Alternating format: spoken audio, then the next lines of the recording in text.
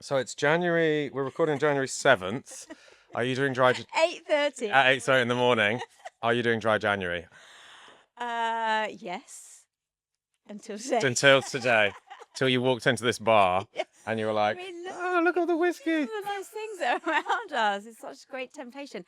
I think I'm doing dryish January. hmm So for me, it's just a bit of a reset, an opportunity just to kind of recalibrate. Mm. Um, but no shade on anybody who wants to do dry January. I think what happens is you see it in bars in February, right? Everyone just comes rushing back into bars and sort of like doubles down on what they were drinking They drink what they were going to drink in January. in January, but maybe in the first And of week course, of they've already done that in December as well, right? So, yeah. So your poor body is kind of like going from one extreme to another, and yeah, it's quite tough. yeah, and tough on the trade as well. Like, Yeah. just trade dropping as it does. I think I read somewhere that spirit sales are 40% lower in January compared to December. Obviously, December's pretty peak, Yeah. but and I guess hospitality has learned to sort of accommodate that trend. Everyone knows it's going to be busy in December. Everyone knows it's going to be a bit quieter in January. But it seems like with the introduction of dry January, I don't know when did that start? Like 10 years ago, something like I think longer. I that. think, yeah, about 20. Is it? Yeah. I didn't notice. Pass us by. But I think that's sort of, it's kind of made it a bit more extreme, that drop off, Yeah. I think that what we're seeing now is that it's more, I suppose, beneficial for multiple reasons, economic, physical, for us to just moderate throughout the year, Mm. as opposed to having 1 month or maybe two, if you include sober October, where we just abstain. I think it's just better to kind of cultivate a moderate relationship with alcohol and enjoy it for what it is. But, also to get into no and low, there's loads of great things that you can drink now in January and throughout the year to still maintain your relationships and make sure that you're not at home in January, cold, dark, free, like raining, and also you're socially isolated because you think, oh, I can't go to the pub because I'm not drinking. Yeah. So I think dry January had its place, I think, but now our attitudes towards drinking have changed so significantly that we maybe are looking at just letting kind of that period of abstinence go. Do you think like the sort of long-term effect of dry January might be that it just caused people to otherwise might not have to take notice of the fact that being sober for a short period of time, even if it's a few days, Yeah. as opposed to just kind of drinking casually and not really being aware of what it is you're putting away. Yeah. And so as a sort of tool for people to acknowledge that, it's been great, but as a sort of ongoing practice, maybe there's even healthier ways to moderate consumption. Yeah, I think, look, if you think Seedlip's 10 years old, right? So we really have been very aware of the tools that are available to us to moderate for about 10 years. You have to consider that the drivers for that change were already in place long before Seedlip was introduced. So we're already becoming much more aware of what consumption of alcohol was doing to our bodies. We're much more aware of our social status through social media. So you're going out, you're getting drunk, you're very visible now. We became much more aware of longevity, health, fitness. All of those drivers sort of were already in place, and then Seedlip was sort of the catalyst to enable us, gave us permission to have something to drink when we're not drinking.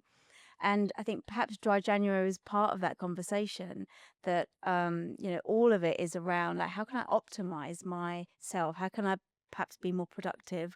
How can I the hangovers take me away from work or take me away from my family? How can I reduce that? So all of it, about 10 years ago sort of came together and, birthed Seedlip in many ways. But now we've got so much access to so much information. Everybody's wearing an Apple Watch or some sort of wearable where we can track everything, sleep, well-being, fitness, longevity, all that stuff. So everything we consume, not just about alcohol, but food, media, social scrolling, all of that consumption is now, we're so much more aware of what it does to us and how it gets in the way of self-optimization. And so I think, moderation is just part of that. Yeah, it seems like the sort of social media space has even co-opted health, right? It's like you have Strava, or you have Garmin, or you have whatever the Apple equivalent is, or you have the Fitbit equivalent, or I don't know, there's ton of Training Peaks, all these kind of things, and it's socialized and gamified health. Which I kind of, I don't know where I stand on that exactly. On the one hand, I think if it gets you into healthier practices, I mean, like Strava, for example, I'm no stranger to, and if there's like, if it gives you a sort of a competitive, gives you competition to kind of go up against friends and run with, and see, oh, you ran there, I run there, then that's awesome, because you otherwise might have felt somewhat isolated in your training, unless you're a part of a running club, and not everyone wants to be part of a running club or a cycling club or swimming, whatever it is. But on the other hand, there's something that feels a bit icky about it, that it's now, we're sort of doom scrolling Strava to see how other people have exercised. Are we? I'm not. I'm not, but I have been through those. But it's a thing, right? Of course, yeah, absolutely. And worrying about what people are thinking about your Strava pace because you were running with your friend or your dog or whatever. This sort of internal dialogue of being very aware of us being observed, because we're constantly on our apps having to perform in some way. So health data becomes performative, and are you being productive in showing up for your community of health fanatics on Strava? Who cares? And I think part of the problem is that it becomes obsessive. So anything to extremes becomes problematic. And while it's incredible that we're so aware of health and well-being and how to optimize our lives, it can obviously tip into sort of like darker, more obsessive side where everything becomes about self-optimization. Do you think there's anything in the no and low space that's somewhat performative or looking for kind of social kudos? Or do you think that there's honestly a health component to everyone that explores no and low alternatives? I think it's a big factor, just because of how prevalent health and well-being is now as a lifestyle choice. And I think there are, I would say cynically, some brands that have launched that try to take advantage of that. You look at that category, 10 years old, is 1,000 brands roughly now. So it's a bit of a gold rush. Is it still growing, or has it peaked? Is it? Yes, absolutely. So it's worth about $13 billion now, and will be sort of like worth about 45 by 2028. So, there's so much headroom in that space. And what I'm encouraged by is that there's this drive towards quality, consistency, flavor. The conversation around the fact that this is non-alcoholic is becoming a little bit less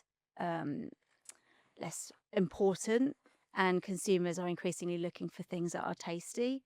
And then I think linked to that will be functional, and how can this optimize me in some way? How can it help me sleep? How can it help me be more social? How can it help me focus more? I think we're going to get into a little bit more of that. But the lines kind of blur there, don't they, between, I don't know, a health drink and a substitute for an alcoholic drink, and there's quite a difference between those two things, but they are blurring increasingly, aren't they? Yeah, absolutely. I think because you think about what's that consumer looking for. They're looking for something to consume that is like in some way optimizing themselves, and they're interested in health. Okay, well, let's put some lion's mane in it, because that's what those consumers looking for. So I think that it's still a category that's trying to find itself. There's a lot of great products, and then there's a lot of stuff that the consumer has to kind of really navigate and cut through the noise to get to some gems.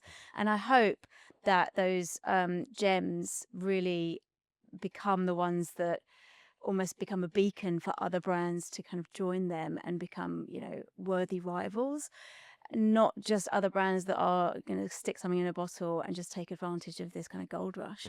So, and I think part of our job as educators is to champion those brands that really do stand for something more, because moderation can give us so much more. And I think the conversation to date has been around like, I'm taking something away from you. This is non-alcoholic. This is removing an ingredient that you feel is important to your life in some way.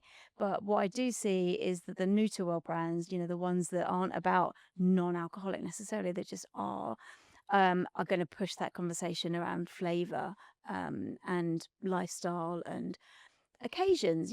How else might we drink these products? We don't have to be in a bar, and we're seeing socializing evolving so rapidly, and brands should be trying to find a way to make those occasions exciting and delicious. So that's what I really hope for that category.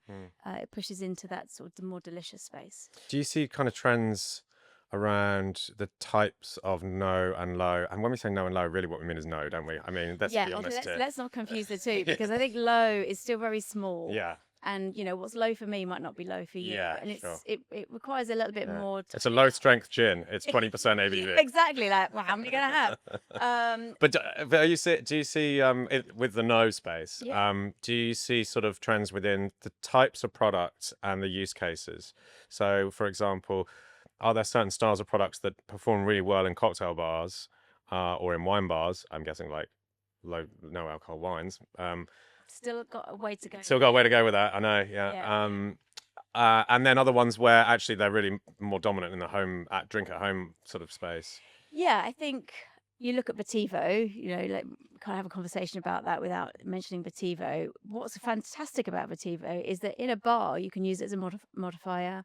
You can use it with alcohol. You could have it, as a simple serve. There's so much application for that product because it's so complex and it's just full of delicious ingredients. But at home, just have it with soda and some orange and you're good to go. So I think it's important that, we love to create these complex, characterful, flavorful products that excite bartenders, but they have to still have an application for a home consumer to just be able to easily serve. And I think there's a lot of products that are really challenging at home because you might need to have some cocktail equipment, or you might need to have an understanding of like how to balance these products, because they don't behave in the same way as alcohol does. With dilution's a factor. You don't have to necessarily dilute them so much, or you have to really dilute them because they're super concentrated. So I think there are some products and Seedlip is another great example, right? Seedlip, super easy to have at home, but also, understandable for a bartender to work with in a cocktail bar. Understands this kind of behaves a little bit like, a white spirit in across that portfolio. So I don't really understand some of these non-alc spirits. I don't really understand the rationale for using it at home, and I'll explain why. I think when I go to a bar, I wouldn't want someone to serve me a gin and tonic out of a can, right? I would like it to be mixed because I get my choice and I see them mix it, and it's sort of part of what I'm paying for. And in the same way, if I'm not drinking alcohol, I would want that to happen as well. And so I'd want them to pick up a bottle of Seedlip or Vetivo or Three Spirit and mix with it.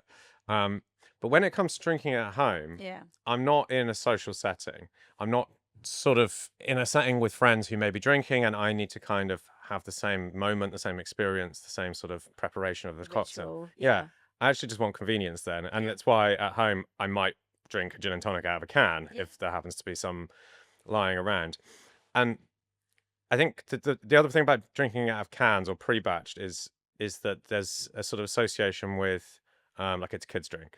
Like if you go into it's a soft drink. You go into a bar and order a Diet Coke and everyone else is drinking cocktails. It just feels a little bit lame. I can understand that.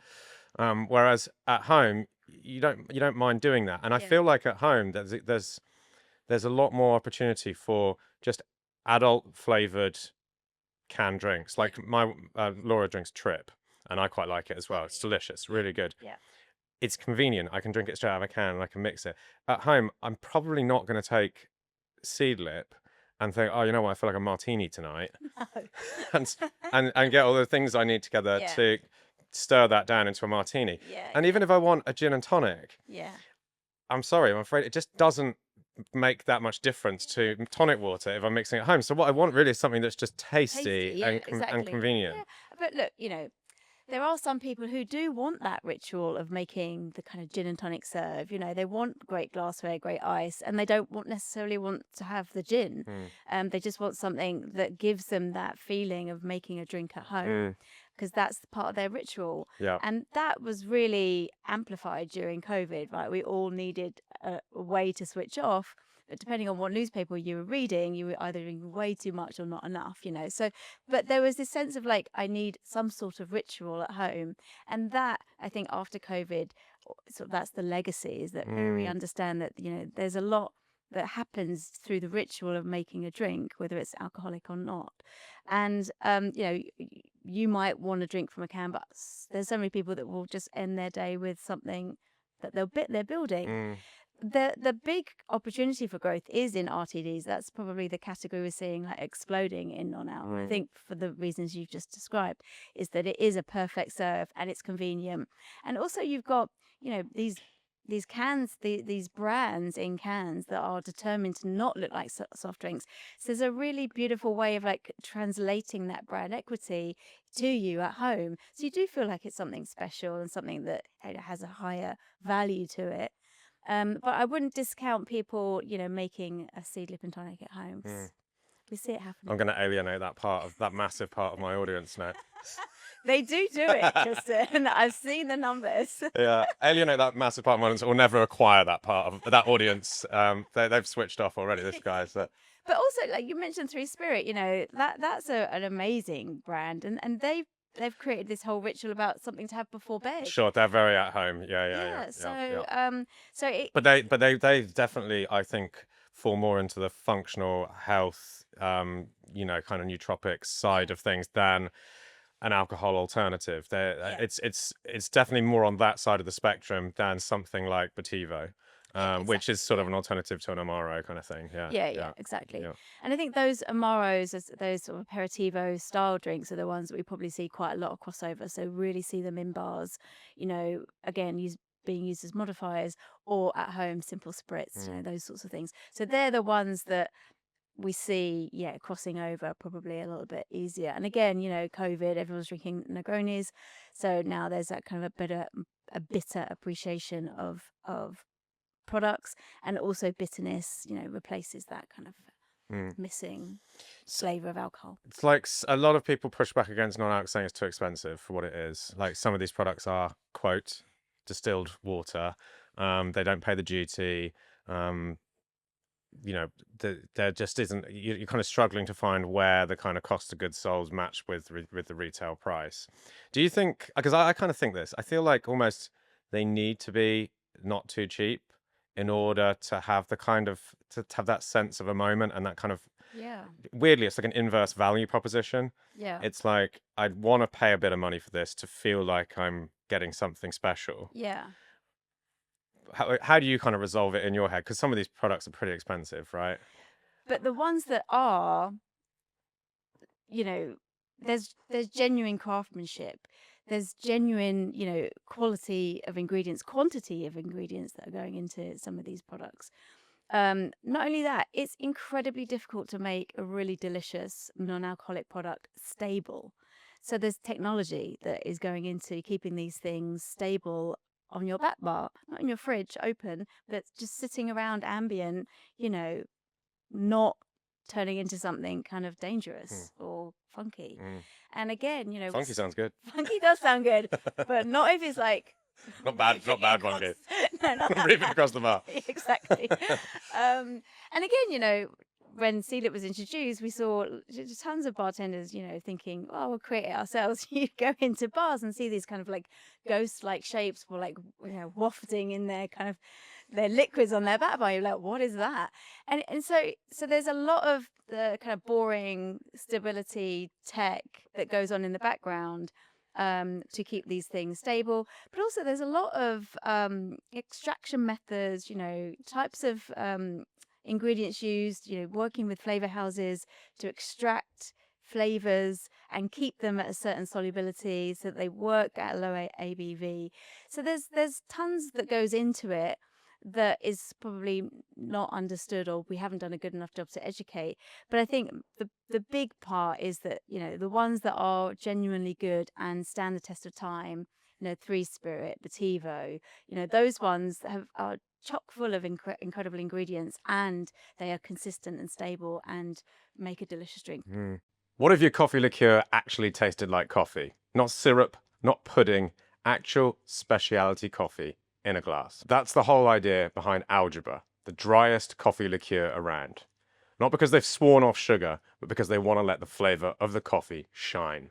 And it's cracking coffee too. Carefully sourced, roasted with intent, and then blended with pure cane spirit and sugar. The result is a coffee liqueur that behaves well when other coffee liqueurs would simply give up. Want a highball with backbone? Algebra and tonic is the perfect fit. Want a Manhattan or a Negroni that doesn't drown in sweetness?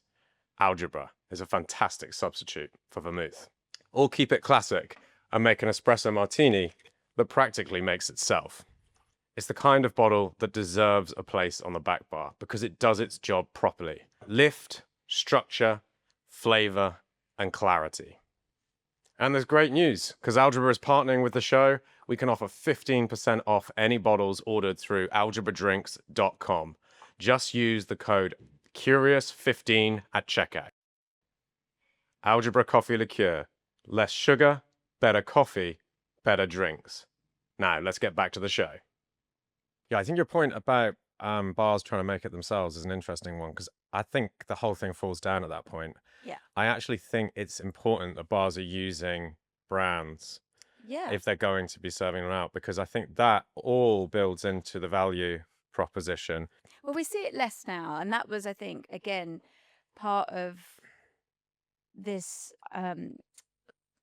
moderation or this non-alc category sort of just came seemingly from nowhere with the introduction of Seedlip.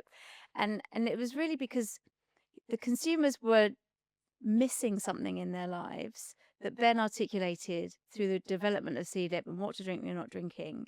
And then in many ways, the consumer drove it into the bars.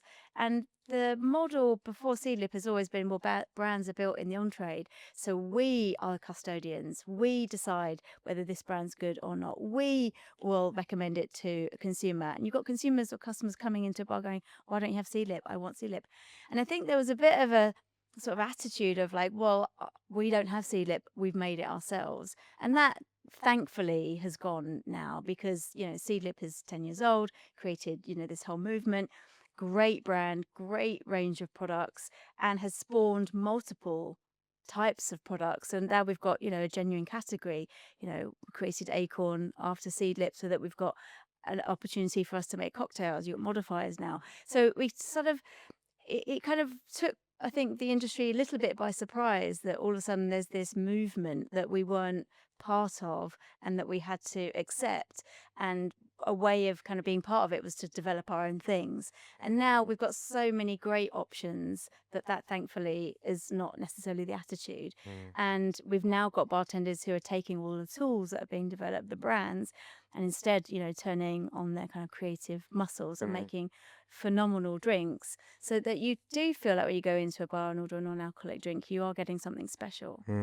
Yeah, I think one of the interesting things about that movement was that it obviously had all the hallmarks of a trend like any other, but with the addition of a sort of social responsibility component, like almost an ethical component to it. It's like, oh wait, you're not catering for me and I don't want to drink. And then couple that with, just the struggle of running hospitality these days and not wanting to turn customers away. So that was what was so smart. I mean, I don't know if Ben kind of planned it that way, or I probably didn't realize how big it was going to get, I shouldn't think, but nevertheless it did. And I think that social responsibility component, combined with the way that trends embed themselves these days and move so fast, especially in cities, It just meant it sort of very quickly became almost like a must stock. You're just like, oh, Yeah. we've got to have it. Yeah, of course. Why don't we have it? Yeah. Yeah, and again, working really closely with great bars, great bartenders, great chefs, it became a vehicle for us to also explore other day parts of drinking.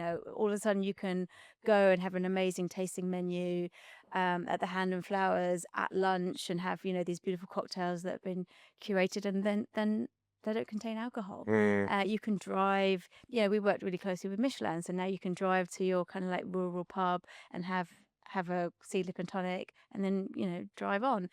It just opened up more opportunities for us to enjoy hospitality. And Yeah, but are you getting the full experience? Let's push back on that a little bit. Like, I mean, look, let me caveat that by saying I would say that even a great cocktail pairing isn't as good as a wine pairing. We've already established Yeah. there aren't any good non-alc wines, really. No. So you take away the wine, you put cocktails, not great. You take away the alcohol out of the cocktails. These bartenders are amazing. And then They're not all you. and then well, look, let me go at this another way. Let's sort of move more into bars a little Yeah. bit. Do you think that alcohol is an important component of socializing? Yes, absolutely. Yeah. Why?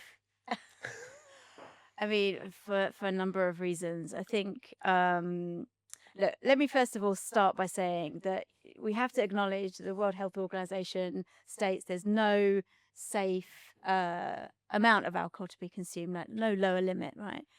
But I think that does ignore the social benefit, and it does overlook how part of our culture and rituals consumption of alcohol has been for millennia. And I think it's important that we have choice, and that what we do consume is incredibly well made and brings everybody to the bar, to the table. So, but I think it's part of a balanced lifestyle, as opposed to it being all or nothing. But alcohol in and of itself, does something to the brain, triggers a whole host of endorphins that help us bond, help us laugh, help us sing, help us dance. So, from a physiological perspective, it does the bonding for us. That's why this is the social lubricant. Yeah. But without it, we can still be social. We can still have those experiences. And we don't necessarily need to rely on alcohol to be social. But what we need to be aware of is that being social is what's important. The alcohol component should be there, but only It's a tool. As a way to be social. Tasty tool. A tasty, delicious tool to help us be social. But it's the social part that's critical. Yeah. And I think for a lot of people, it's an amazing social enabler, and enable's got some stigma attached to it, but I really do mean it in the truest sense. It enables them to be a bit more social. I mean, I think part of the problem is that as you mentioned, WHO says no safe day, so we can get into a recent study which I shared with you. I think you'd seen it already. That doesn't fly in the face of that exactly, but it maybe gives some hope. We'll get onto that in a second. I think the part of the problem here is that physiologically, the more you drink, the less good it is for you. Yeah. Mentally, it affects people in very different ways. Obviously, that I don't know what 10% of the population possibly have serious addiction problems when it comes to alcohol, and they should never drink it ever. Yeah. There's probably another significant chunk of people who have habitual problems with it, and it can be very unhealthy for them, or it makes them fighty, or it makes them very depressed, or all these kind of things. And then there's a chunk of the population, I'd say, who can have, air quotes, a healthy relationship with alcohol in moderation, and it's an enormous part of their sort of social activity in the world, and how they meet up with people, how they get into conversations with people, how they enjoy company, how they bond and love, and all these kind of things. And I mean, this is why you see now online alcohol being vilified, and it has two responses basically. One is like, it's the worst thing in the world. It's the worst drug in the world. Look at all the data. Mm. It destroys communities and it destroys lives. And on the other hand, it's like, I fucking love drinking a pint or two, or three or four, and going out with my mates, and and it's like we forked in the road a little bit with it, and it's because it has different effects on different people, Yeah. and some people abuse it and some people don't. But my overall sort of impression and thought, having been sort of working with alcohol for 25, 30 years now, God, yeah, it's 25 years. 25. I'm 43. 25 years.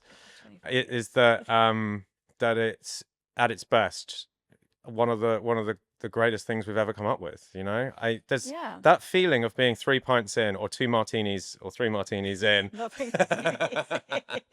There's a story. There's a story there which we won't tell. We won't talk about that. We're never three martinis. It's an amazing thing. Of course. That sip of that cold martini, the freshly poured pint of beer, the third Guinness, like, it's wonderful. And I think for a lot of people, and myself included, it sort of dissolves the ego a little bit. You get a little bit more free with your thinking and your speaking, and then that's not even to mention all the wonderful things which we cover a lot on this podcast, around how alcohol tastes and the craftsmanship in making it, Yeah. and all the lives and that are supported by it, and the industries and everything. So there you go. There's my little tirade. But it has always really been part of how we socialize. So, but now we are questioning everything that is potentially problematic in terms of what we consume, and so in this quest to self optimize, everything's under scrutiny. It was sugar. Let's not get started on sugar. Yeah. It was salt, it was fat, and it's alcohol, and it's like, how can we, Seed oils. all of it. So, but I do think that alcohol uniquely has this place in our hearts and minds around how it brings us together, how it helps us to bond, because of what it does to us. It helps us be more. It historically helped us be more collaborative. Robin Dunbar, Professor Emeritus, thank you, Yeah. at Oxford University, famously, describes Dunbar's number, which is the maximum number of friends we can have. His view is that it's the basis of humanity. It helped us be more collaborative. It helped us be less tribal. Mhm. Helped us, bring, create civilizations. You can't fight if you're pissed.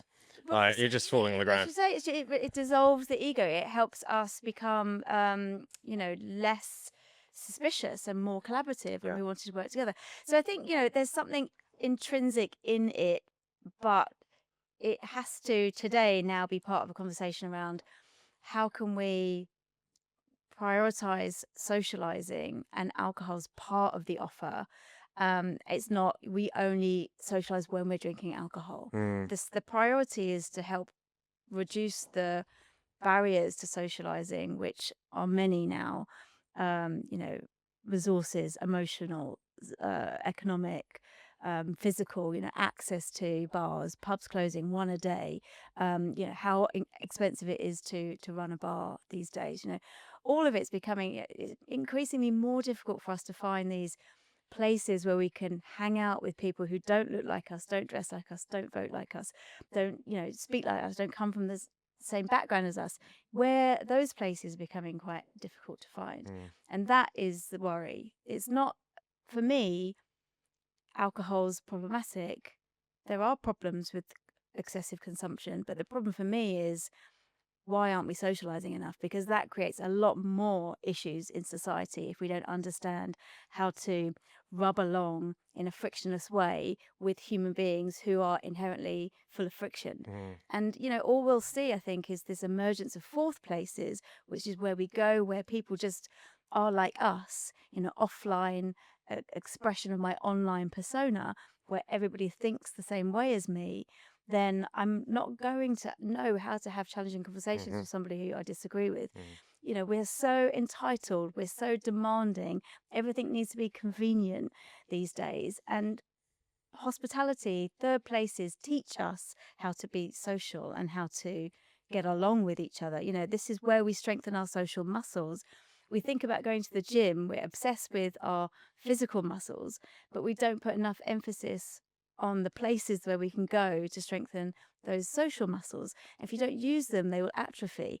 And the places that you use them are places like pubs and bars and places where you don't need a ticket to enter. You can just walk in and, be in a social space. And those places are the ones that are under threat. And that for me is a problem. Hmm. That's my tirade. Yeah, well done. Yeah, a lot of good stuff there. I think my sense is that, and obviously a huge part of the problem with this is online, it's social media, it's phones, it's screens, right? Because they have effectively distracted us away from the physical world. They've allowed us to become more tribalized. You can kind of pick your people, find your echo Yeah, chamber, exactly. and sit in there shouting quite happily. And I think hopefully most of the people listening to this, aren't kind of online trolls and, go around sort of shouting at people on the internet. And, maybe there's some extreme opinions out there, but I think a lot of us try and protect ourselves from that in many different ways. We try and consume media that sort of broadens our horizons or challenges our biases. But inevitably, you're going to, because of the algorithm, Yeah. you're going to find yourself somewhat seeing the content that you want to see and reaffirming the ideas that you have. Now, all of that is to say that it becomes quite a pleasant place to be. It becomes not. I mean, unless you're going out there trying to find fights, and then that, of course, is what you want, and that's Yeah. pleasant, right? Yeah. It becomes really easy to just sort of settle back into that lovely soft sofa of this echo chamber, Yeah. this sort of digital space that you found yourself in, this landscape of opinions that sort of match yours. And then the real world, with all of its challenges, all of its, it costs money to spend time in the real world. Yep. I have to go out and have friends in the real world and Yeah. foster relationships in the real world. I, have to decide what drink I'm going to buy or where I'm going to eat food. I have to mix with people that I don't know, who may be from another country or from a different, demographic. Yeah. They're challenging compared to the safety of an online world. Yeah. And I mean, it seems like this is the way that we are drifting, like as a Yes. society. It is. This sort of coddling of our emotions, Yeah. keeping us in a safe online space that we have curated for ourselves. And what once was the places where we used to mix, like bars, like pubs, where you get this whole mixture, you Yeah. get the whole cross section of society all in one place, and you still do, of course, for those of us that still go out. Yeah.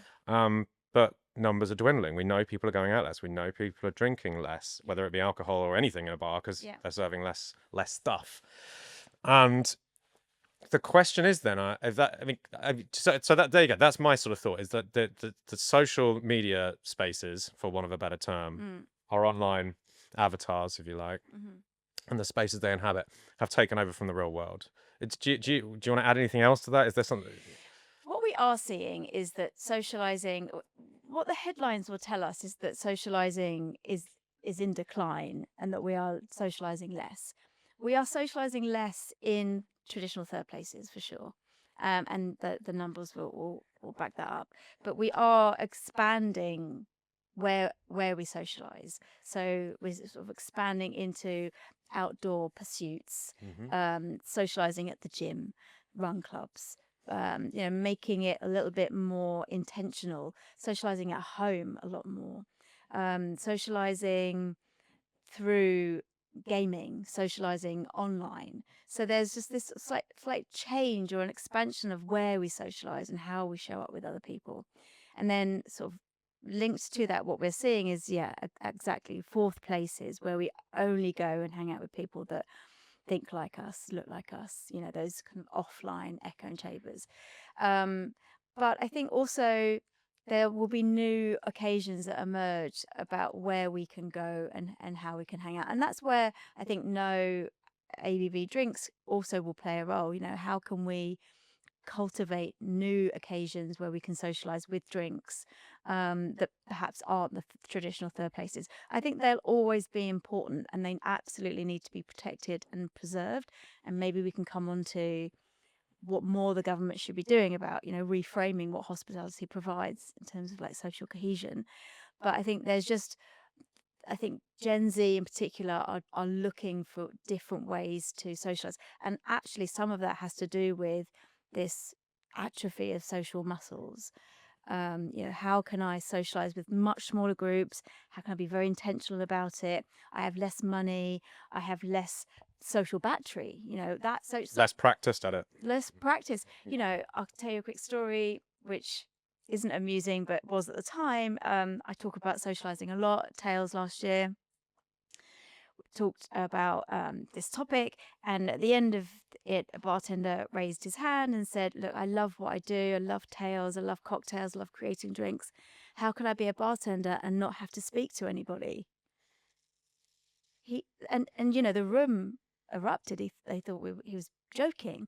But this poor guy was like, "No, I don't want to talk to customers. I just want to make drinks."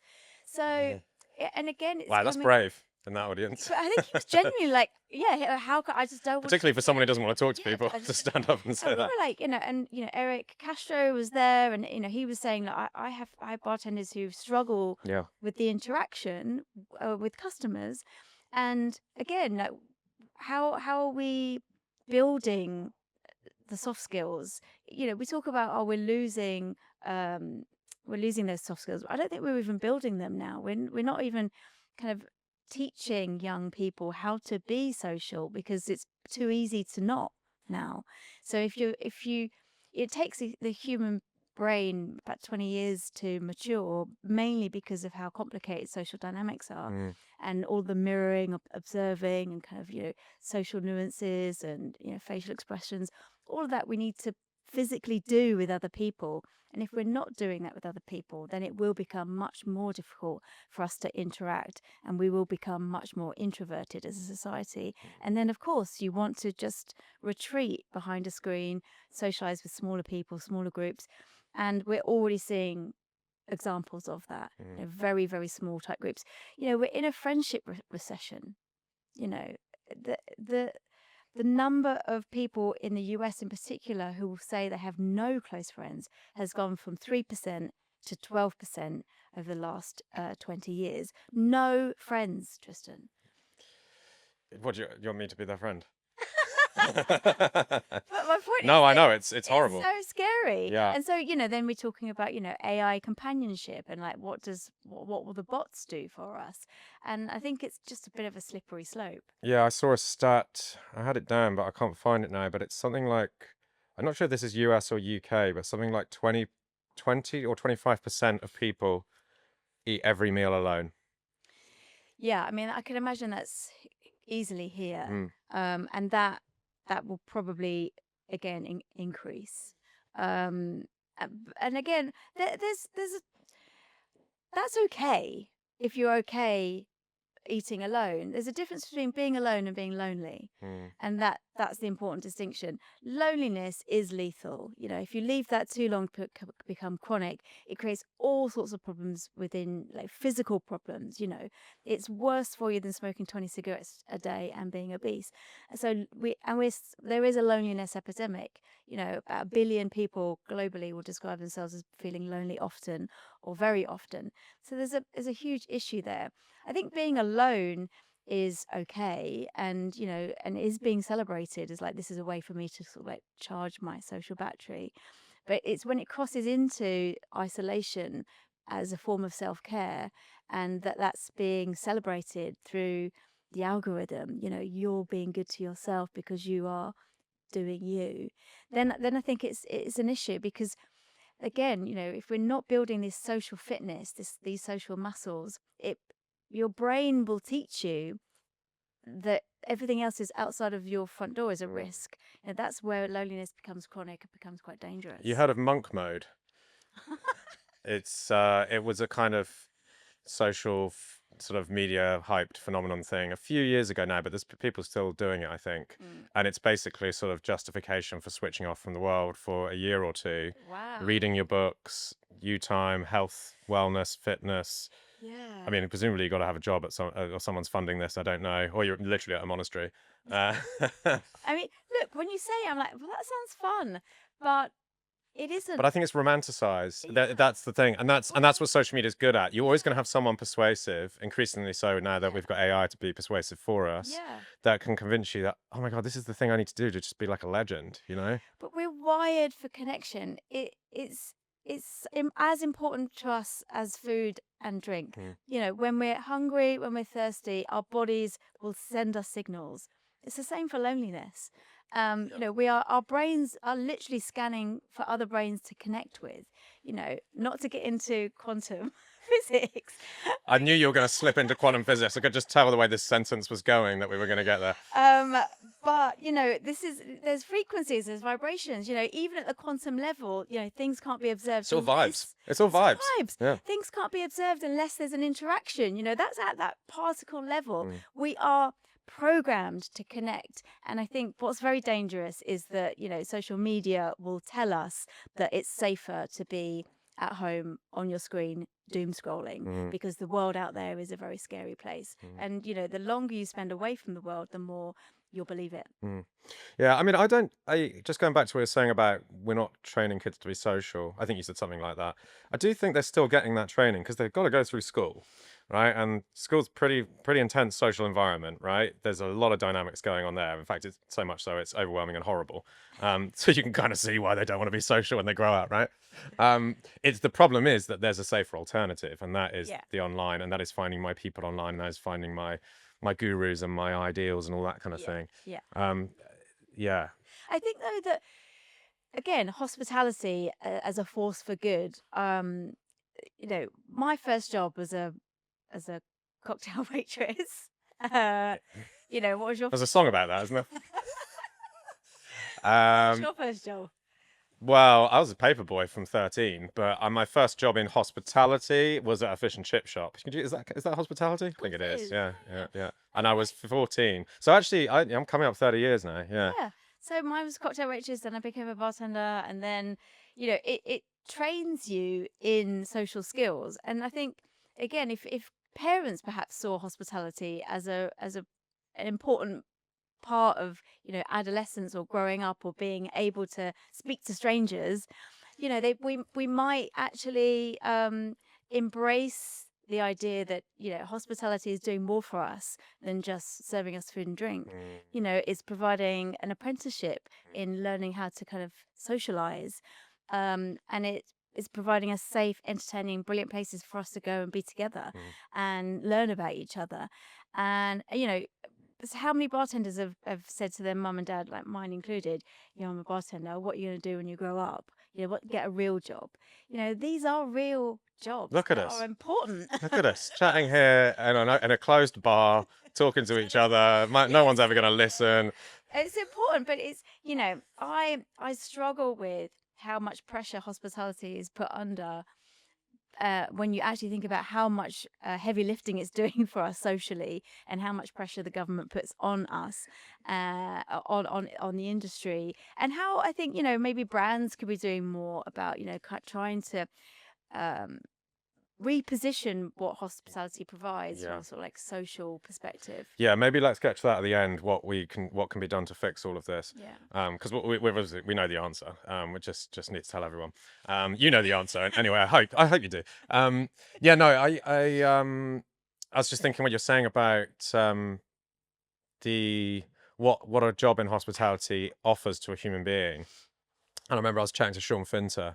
He was one of the first guests I had on the show. So it was over a year ago. Love Sean. And I mean, he's great, and he would have put this far more eloquently than I can. But I'd seen that he'd put on social media actually that he was not insisting, but very much encouraging all of his kids to work in hospitality for a period of time. Yeah. And so I asked him, you know, why is that exactly? And he was like, look, it's just the skill set that it provides. And also, you know, the kind of flexing of your social muscles, when you're dealing with happy customers, when you're dealing with damage limitation because someone's kicking off, you've got rich people, you've got people with less money, you've got all sorts of different social dynamics, and you effectively have to be the mediator of this, whether you're a waiter, waitress, bartender, slightly different if you're a chef because it's not customer facing usually. but that front of house skill set will set you up for life. Yeah. Whatever you do, if you end up working as a lawyer or a doctor or whatever, that having that experience of interacting with people, especially from a young age, like formative years, Yeah. um, it's just an amazing part of your toolkit. And I mean, after listening to him speak about it, I was like, yeah, I mean, it probably was always going to happen, but I very much would encourage my kids to get a job in hospitality when they're old enough to do it, you know? Yeah, absolutely. And, again, the irony is that the government are also promoting, apprenticeships in hospitality, but at the other end, they're not kind of Mm. supporting what that industry provides. But And it's the absolutely, biggest employer in the UK, I think, isn't yeah, it? and Yeah. had the biggest impact because of all of the cost of living and Yeah. had lost most jobs. So Not to again, mention COVID as well, of course. Yeah. of course, and we have this huge churn in our industry, and who's there to educate, who's there to kind of bring those the next generation of bartenders, waits, front of house into the industry, and level them up, train them up. I mean, we're losing so much talent in the industry because it's so challenging to be part of it. But it is a great way to learn, flex your social muscles. Yeah. So I mean, this is the thing. You lay it out. You've got the hospitality offers this amazing sort of education and sort of skills development catalyst or growth opportunity for young people or people of any age, really. Uh, it's it offers a social space for us to go and interact and enjoy each other's company and Learn. Yeah. and grow emotionally Yep. and Social and emotional infrastructure. yeah, we get to taste all of these amazing things that are really a massive part of our culture. Yep. We get to go into buildings that are also representative of the history of the country. Yeah. I was chatting with Will Hawkes about pubs and the architecture of pubs and this sort of thing, and it's incredible. They really are. They're part of the cement of British society. Yeah. And it's the biggest employer and a huge contributor to the economy as well. Too much of a contributor to the economy at the moment, I would say. Yes, absolutely. So it's just kind of remarkable that this is not being kind of better noticed, and that hospitality is being, it seems, sort of unfairly penalized at the moment, vilified.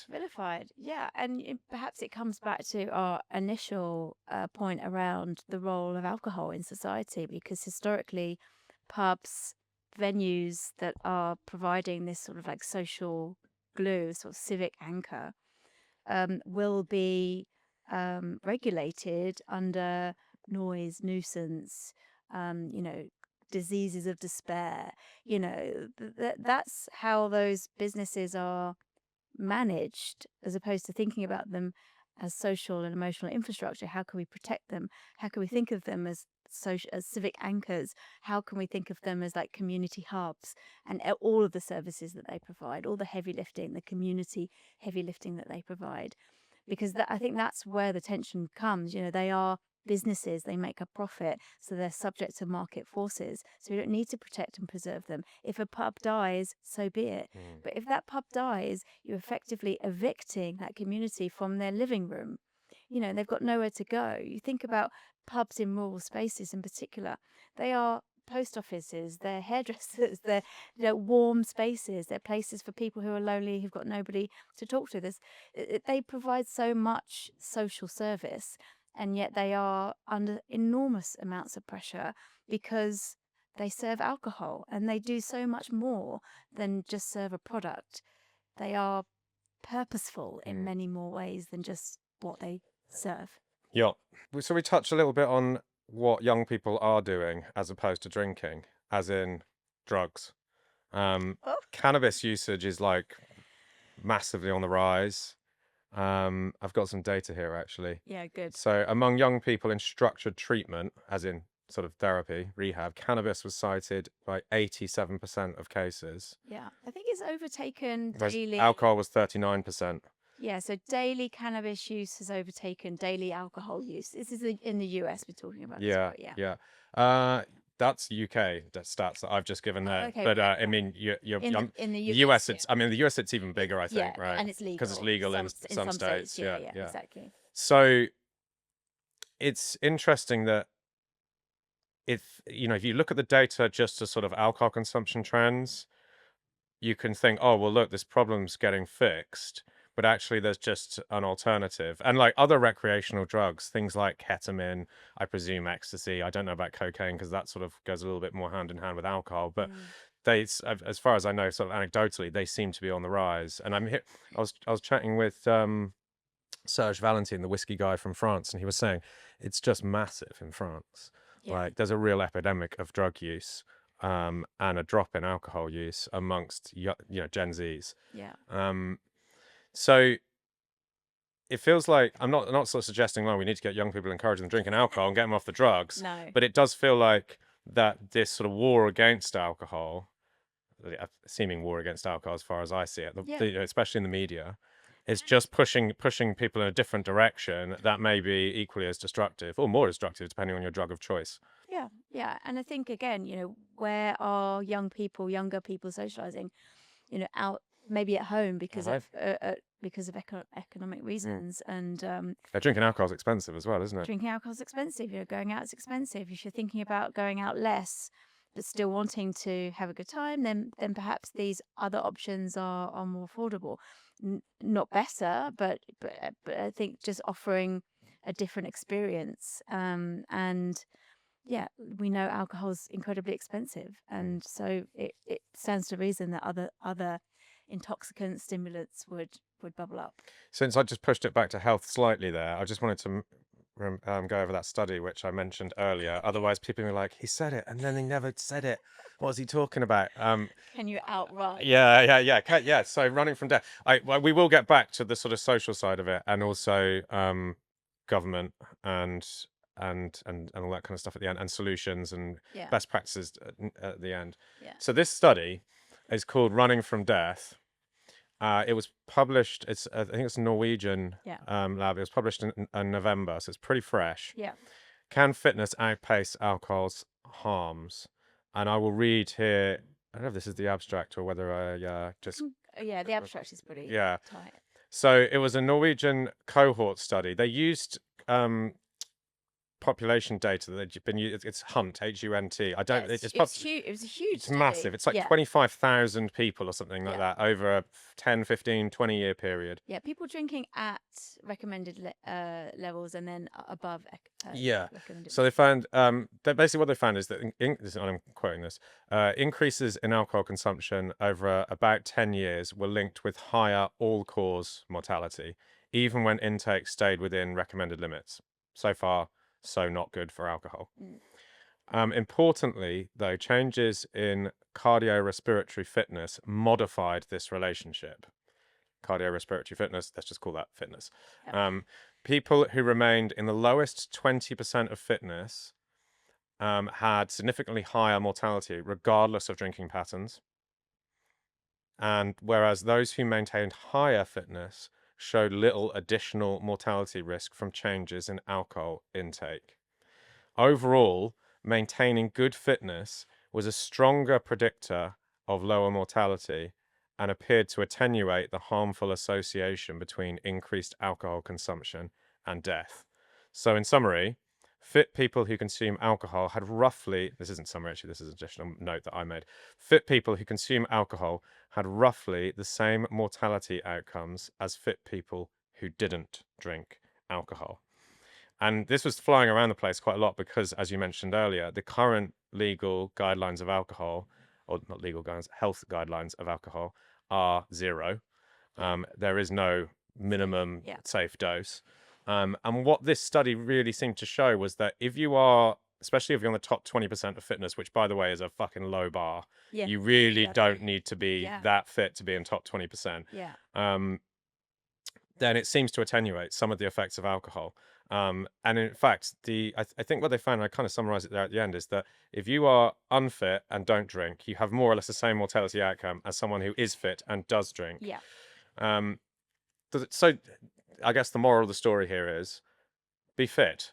That's the bigger fit. lever in this Yes. thing than alcohol. Prioritize fitness, Yes.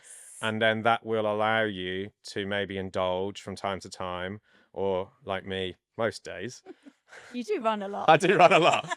The fitter you are, the more you can. Yeah. I'm on like 20 units a day, but I run 20 miles a day. There you go. I think the point for me here is the nuance. Mhm. Okay, it seems to attenuate, and I think you're absolutely spot on. Prioritize fitness, but don't use fitness as an excuse to Like get absolutely nailed all the time, and also yeah, create other kind of problems for yourself psychologically. But exactly. poor quality relationships, you Yeah. know, your world's falling apart around you, your boss hates you, but it doesn't matter because you got out for a 5K in the morning, Yeah, you exactly. know. It reminds me of this idea of like, well, I'll have a cake and then I'll run 5 miles to get rid of it. Yeah. Didn't Coca-Cola have that whole like, if you have a Coca-Cola and you need to do this amount of walking or something to, offset the Coca-Cola. So I think it's a dangerous route to take if you're thinking about using exercise to offset Mm, negative lifestyle choices. mm, But alcohol as part of a social, well lived life can be beneficial. But I think it's because you are folding it into other things that are beneficial. You're socializing, which, by the way, will strengthen your immune system, mm. make you happier, less depressed, strengthens your cardiovascular system. Being social reduces your risk for Alzheimer's and dementia. If being social was a drug, it would be a miracle cure for about 30 illnesses. Yeah. And this whole idea of well-being um, was discovered in the 60s. It's called all the stuff we know about being healthy and live a longer life. So don't smoke, drink moderately, eat breakfast, blah, blah, blah. It's called the Almeida 7. Mm. They discovered that in the 60s, and a few years later, they discovered social connection was more powerful than all those 7 things put together. Mm. So I think what these studies show to us is that drinking alcohol is part of social behavior, and therefore that's very protective of our health. Yeah, I mean, it could be, yes. I mean, that's yeah, I get that. Yeah, if you're drinking, then you're probably drinking with other people, but not always. That No, could be the because I causal. think if you're drinking to excess, then you might actually be drinking alone. Yes, and that's So going to skew that data. yeah, exactly. Yeah. So it's important to sort of like, again, moderate drinking, drinking with people, with food, drinking zebra striping. Yeah. It's I mean, switching this to obviously drink. this study doesn't control for social score, let's say, Exactly. which would be interesting because But those studies have been done. yeah, but I mean not in conjunction with the cardiorespiratory Yeah. fitness and the alcohol. One of the slight problems with this study is it's all self-reported. So they're Again. self-reporting alcohol intake, which is famously people always underreport. Yeah. And they're also self-reporting. This is the other thing as well. The way they measured fitness is not great. No. There's no like VO2 max test No, or resting. I exactly. think it's a resting heart rate, which isn't actually a very good score of fitness. Like fitter people tend to have lower resting heart rates, but it's also genetic. Yeah. And then it was waist circumference or BMI or something like that. And of course, you can be unhealthy. You might genetically have a low heart rate, but be nailing the alcohol. Yeah. And you would, by their metric, appear to be fit. Yeah. And of course, that might not be an accurate portrayal. I just think a lot of these headlines, we don't dig into the nuance, we don't dig into the data, and you read the headline, you think, if I run 5K, then I can drink 5 pints because, I read it in the media, so it must be true. But I think it's just important that we don't. How far do I have to run for 5? Okay, I'm sorry. It's carbs, right? But I think, we're always looking for this silver bullet. How can we have our cake and eat it? How can we drink our drink? Well, we want simple solutions. This is the thing. Exactly. And we don't really have the bandwidth for any more compute than do this, that happens. Yeah. And that's why I think a lot of this stuff is so dangerous because we're looking for simple solutions. that we get To give us permission. to give us permission. But and this goes for everything. What we end up with is an unnuanced approach Yeah. to this stuff. Exactly. Yeah. So I don't know. I'm interested in what you're saying about the how this might be a study that's more about socializing than it is about alcohol. I hadn't thought about it that way. And I would be interested to sort of see what happens when you factor that component in. Yeah. There's lots of studies, and Robin Dunbar, I think, has also cited lots of those studies where you're really looking at the lifestyle of people. Yeah, blue zones. I mean, the social cohesion is one of the big parts of those, right? You know, that's a lot of those blue zones are drinking small amounts of alcohol daily. I think apart from the Seventh-day Adventists, they all drink, right? So you got like Sardinia, the southern Japanese island. There's somewhere in Chile, I think, is there? Yeah. And Greece somewhere. Greece, there is somewhere, and then it's the Seventh-day Adventists who are all vegetarian and don't drink. Yeah. But of course, they've got great communities, right? Yeah, exactly, and they're very focused on their faith, which is another of the criteria. Yeah. And everybody should have a look at blue zones, by the way, because it's fascinating. But I think it's part of the mix. It's part of this, moderate, fit, or not necessarily even fit, because that suggests that might be out of reach for some people. It's just, do a bit of movement, move your body, be social, believe in something, drink moderately, eat some vegetables, reduce your sugar intake. Yeah. Don't drink 3 martinis. How are you on sugar these days? You used to absolutely hate it.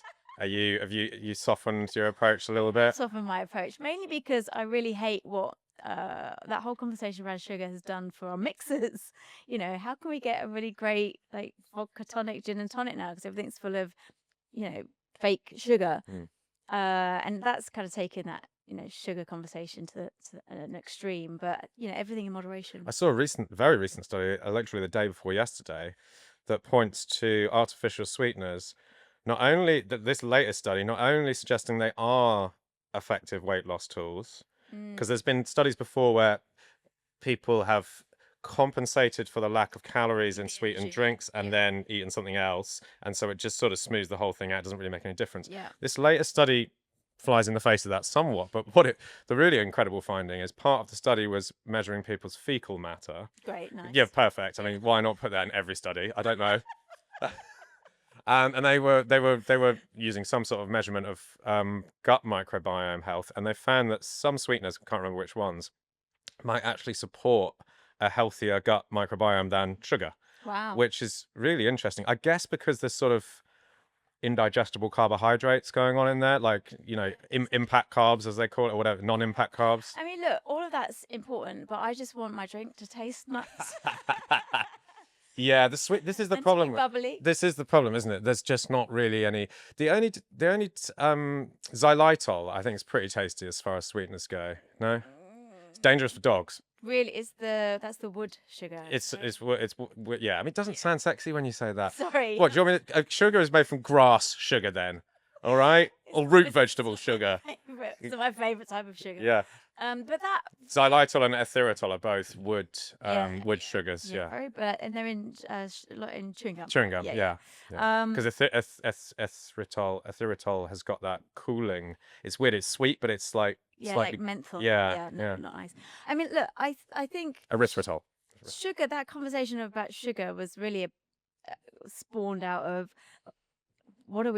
why are we adding so much sugar to our drinks when we've got really great spirits these days, and are we aware of what it's doing to our body? And also, if we're drinking a lot, being hungover, and then we're necking orange juice because we think that's going to save us, then are we aware of what we're doing to our liver? It's just, again, it's about awareness and just being a little bit more curious about what we're putting in our bodies, and thinking about those things. What are you most concerned about putting in your body at the moment? What am I most concerned about? I mean, 3 martinis with you. Yeah. Never again. We should say 3 Duke's martinis. 3 Duke's martinis. So that's like a bottle of gin or vodka or whatever it was between us. It was vodka. It was Yeah. vodka. I don't know. I think I'm more. I suppose I'm getting old now. So, I'm approaching 50, so I am thinking about just trying to live a long, happy, healthy life. So actually, I'm thinking about my relationship with alcohol because it affects my sleep. So I probably Mm. would, try to get That's my biggest problem is the sleep. But then, you were aware of that until you got a smartwatch that told you how bad your sleep was? I don't wear it in bed. Don't you? No, I just wake up at 3 o'clock in the morning. I'm like, it's either hormones or it's alcohol. Yeah. So, I'm going to blame alcohol. Yeah. Um, Well, I can be the control for your experiment because I don't think I have the hormonal thing. And it certainly wakes me up. And I've got the sleep data to to prove that prove it's it, yeah. bad. I mean, it really It is really bad. is bad. Yeah, It's bad. Like it's like, if you have a decent night of drinking, a decent one, a it's a decent night of drinking, and like I'm not talking about getting drunk, just like let's say 3 pints of beer or 4 pints of beer Yeah, and a really whiskey, is. and then put yourself to bed an hour later. It's kind of like only getting 2 or 3 hours sleep, but Yeah, you had 7. yeah, It's yeah. And then you wake up the next day, and your body will crave. Your brain actually is gonna be craving, carbohydrates and all the like big fatty foods. To just that's what happens when we're sleep mm. deprived. Or it does it at night when you go get kebab. Yeah, exactly. That's what it's trying to do. Um, so yeah, so that's the other element. Sleep is one thing we really do need to prioritize. Because that is It's massive. so It's big. massive. Sleep and socializing. Sleep and socializing. There you go. That's the solve. Yeah, and then enjoy a nice whiskey or mezcal every now and again. Every now and again, Yeah, and go for a limit the run. sugar intake. Make sure you get out for a run. Or just a walk. Yeah, Just go look at nature.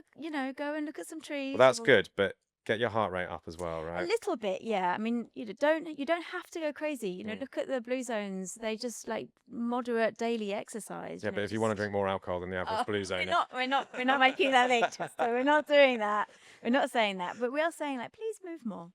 yeah, okay, all right, good. So, let's finish up by getting back to the kind of the social crisis as we've sort of framed it, and how that pertains to what's going on with hospitality as well, and what can be done about this. How do we get people out, and how do we get bars not closing, Yeah, and get everyone happier and healthier? good question. I mean, I'd love to say that I have all the solutions, but we're kind of hamstrung by what the government perceives the role of hospitality, that it's not this force for good in the way that we would perceive it, that it's not providing sufficient, you know social care for it to be protected in any way. It's really all about business, and you have to think that the government's probably trying to also balance communicating on alcohol harm reduction. So how can it then Without contradicting themselves. exactly? And so I think our role then becomes how can we help ourselves? But you have to think about how much the hospitality industry is already trying to do. Just trying to keep their own doors open, not least trying to think about how we can protect society. But I think it all begins with awareness and promoting the purpose of what hospitality provides over and above great food, great drink, great service. Just the fact that we do need these social spaces to coexist, and without them we will only drift more and more into fourth places and these kind of offline echo chambers. Mm. And so, I mean, all my sort of like purpose seems to be these days is just talking about the important role that socializing has for society, and that these are the places that we can do it in. And maybe there's a little bit more obligation on brands to support hospitality venues in those ways of sort of driving footfall. Making more of a point around how are we bringing people into your bars to help them connect with each other in real life, immersive, experiential experiences that, yes, bring your brand to life, but also help support hospitality and also give the consumer more meaning around why they should leave their houses. again, it puts a lot back on the brands, but we build brands in bars, and so some of that needs to kind of If they want to sell product, then they need the bars to be open as well, right? exactly, yeah. So a little bit more of that, genuine old school brand building support should flow back into bars to help provide the spaces for those brands to be built in the future. Otherwise, yeah, we won't have any brands. We'll just have, one vodka, one gin, one tequila, whatever. Like it was in the 90s. Well, not with vodka, but everything else. How optimistic are you? I like to be optimistic. I think, look, what we are seeing is this expansion of socializing. What I would like to see more of is hospitality being encouraged to be taken on that journey. How can we think about evolving hospitality venues to be more diverse? How can they open at different times of the day, perhaps? How can they offer slightly more in the way that consumers are looking for new experiences, new occasions? How can we think about bringing that fourth place desire? So I want to be with people who think and look like me into third places. So for instance, Eric Castro in San Diego does Love Island watching parties, right? So everybody loves Love Island. I mean, it sounds basic, but the pub quiz, thinking about how we can put community back at the heart of what we're doing in our bars versus thinking about the product is what's going to drive people in. Those bars and pubs that really are community first, with every £1 they spend in community activations, it enhances the community value by £8. So there's a huge impact if we just kind of think about the community focus that a bar or pub can play. And again, like bringing brands into that conversation. How can brands really support in a more meaningful way? To keep us more social. So operators need to be prepared to adapt a little bit. Adapt. You can't just carry on doing it the same way No. because the landscape's changed. And rapidly changing. Socializing is evolving faster than brands can keep up because consumers are demanding different occasions, different experiences, and brands that serve them in those spaces. So, not to put even more pressure on operators, but we will need to be more creative, to be more attractive, to be a bigger draw away from all of the other things that are going on outside of third places. Anything else to say? This is fun. It's fun, isn't it? The only other thing I was going to touch on was, I mean, again, we're back in health. GLP-1 inhibitors, and I mean, yeah, I mean, the big food companies are terrified by this. Yeah. They're already kind of changing their predictions on what they're going to be making in 5-10 years time, because they're assuming that a significant part of the population who currently consume more calories than they should are not going to be doing that anymore. Yeah. It feels only natural that it's going to have a knock-on effect of hospitality as well. You don't have the appetite to go out and eat. You don't have, because obviously restaurants, it's food as well, right? Not just drink. Yeah. You lose your appetite to go out and drink. You don't have the money to do it anyway. I don't know if anyone's really talking about how much of a concern this is for hospitality and the sort of culture of going out and eating and drinking. I think there are some small sort of conversations around it. I read a report again about, the impact of GLP-1s, because what they do effectively is numb the dopamine, the reward center of the brain. So you don't crave a drink. Or if you do have a drink, it stays in your stomach for much longer, and so you don't really get the effect of feeling warmed up, feeling more social. So again, what's the point? But I think it just sounds like a more numbing of our issues. Yeah. What I saw in the study, recommendations around. I mean, it seems quite simplistic, but GLP-1s, make you feel nauseous, slow down how quickly you digest. So should we be thinking about drinks that include ingredients that help with digestion, help with nausea, smaller portions, people who are on those drugs still should socialize, right? It still comes back to like, don't use them to switch off your social Yeah, world. yeah. But you can easily see how they might socialize less. Of course. Do you want to meet up for dinner? Well, not really, because I'm never hungry Possibly, anymore. Yeah. yeah.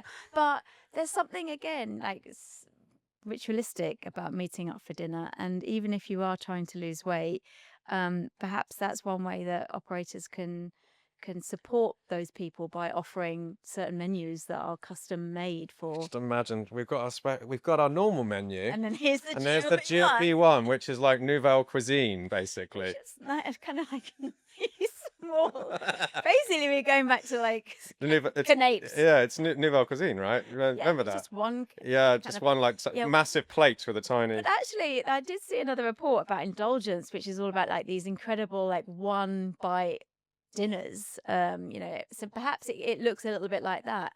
But I do think we should be thinking about that huge number of people who we should be encouraging, enticing out in some way. How can we be creative? How can we meet them where they are with their It's just another needs? challenge, though, isn't it? I mean, it's yet another challenge to get people out to socialize. Yeah, exactly. It feels like all of these, so many of these have come on so fast as well. They just weren't really there 20 years ago, This pace will only continue to accelerate. Do you think so? Or do you think that this might be a trend like many others, a generational trend? And in another 20 years' time, the children of Z's, which will be Gen Beta or whatever, will be like, oh my God, mum and dad were such squares.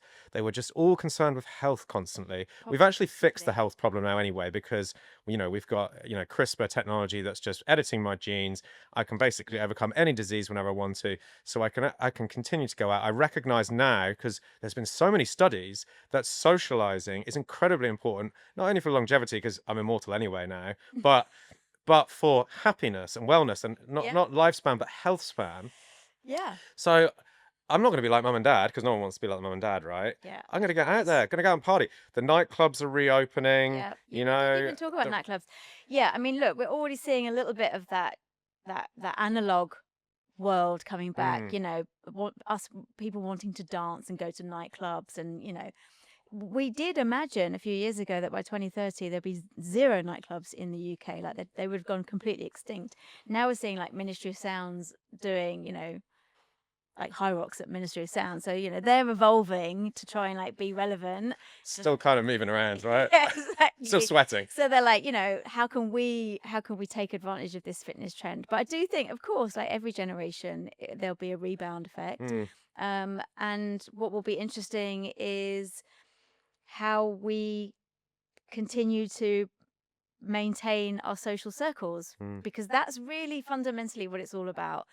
What we do, where we are, who we're with, why we go out, that's got to be at the heart of humanity, because without it, we will literally be just batteries. Yeah, it's like the Matrix, isn't it? It's just not fun. Not fun. I mean, just to sort of close that, that is the thing about socializing. As you say, it's proven that it's good for our lifespan. Yeah. But it's actually fun.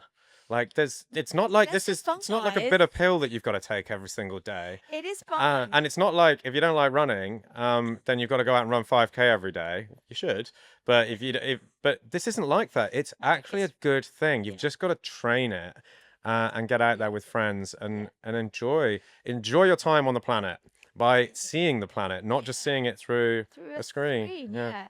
There's a brilliant book called The Extinction of Experience, because all of our experience of the world is like being viewed through a screen, and that's a brilliant book for anybody to read, about just like putting your phone down, going back to basics, going out without picking up your phone all the time, putting your phone away, just so that you could have these experiences, like, or again is another way of living longer, happier, healthier lives. What ore does to the brain is phenomenal. What nature does to the brain is phenomenal. What socializing does for us is phenomenal. And that's really what we're trying to do, is to live longer, happier, healthier lives. And we don't need tons of cash to do it. We need to spend time with each other. We need to spend time in nature. We need to move. And we need to put our effing phones down. Yeah. Right, final word for me, which just to fly the flag for alcohol once again. This is a quote that Anti-alcohol. No, I know you're not. I know. You were the one who was like, "Can we get a whiskey?" I know it's 8:30 in the morning, but come on. I mean, This is a quote from Charles H. Baker, which I came across the other day, and I was like, I'll screen grab that, and I thought maybe an opportune moment in our conversation.